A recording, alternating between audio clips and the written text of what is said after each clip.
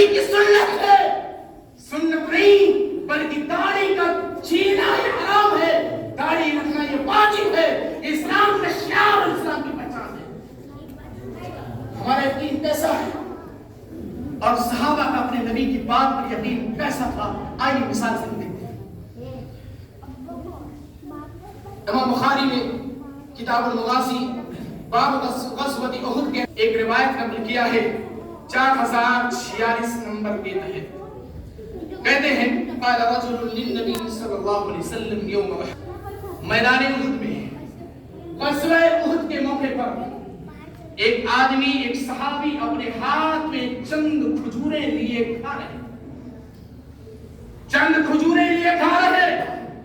نبی اکرم جناب محمد رسول اللہ سے کہا ارأیت ان قتلت فأین علاقون، اے اللہ کے حبیب بتاؤ اگر میں اس غزوے میں شہید کر دیا جاؤں، اگر اس غزوے میں میرا قتل کر دیا جائے، اے اللہ کے رسول بتاؤ میرا ٹھکانہ۔ نبی نے کہا تمہارا ٹھکانہ جنت میں ہوگا اگر تم شہید۔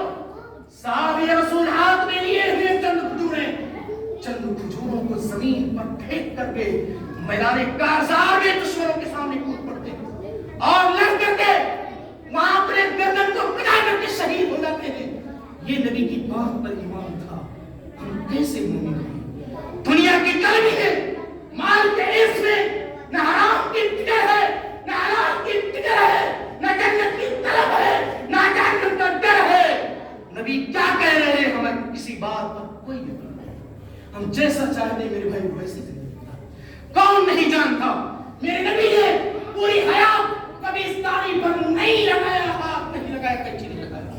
اسی نبی کے کلمہ پڑھنے والے مسلمانوں، نبی کا کلمہ پڑھتے ہو، نبی سے محبت کی تنبیہ کرتے ہو، اور نبی کے کلمے کو پڑھنے کے بعد جمعہ کے دن اٹھ کر کے اسی نبی کی سنت کے ساتھ تم یہ اتباع کرتے، نبی کی سنت کو چھیڑ کر کے تم نالیوں میں پھینکتے ہو، کیسا تمہارا ایمان ہے؟ نبی نے کہا تمہارا ٹھکانہ جب جنت ہوگا۔ صحابی رسول وہ چند کھجوریں کھائے نہیں، کہا ان چند کھجوروں کو کھاؤں گا تو دیر ہو جائے گی جنت۔ یہ تھے نبی کی ذات پر اور نبی کے کلمے پر ایمان رکھنے والے اور یقین رکھنے والے۔ میرے بھائیوں، ہمیں بھی اپنے کردار میں مطالعہ کر کے سوچنا ہوگا ہمیں نبی کی بات پر کتنا یقین ہے اور صحابہ کا کتنا یقین ہے۔ آگے چلو، میں نے بتایا لا الہ الا اللہ کا اقرار کرنا اسی وقت آپ کو فائدہ دے گا جب آپ لا الہ الا اللہ کا اقرار کرنے کے بعد، اللہ رب العالمین کو حقیقی معبود جاننے کے بعد اس پر آپ کا یقین ہونا چاہیے، یقین ہونا چاہیے۔ کوئی بھی مصیبت آئے، کوئی بھی پریشانی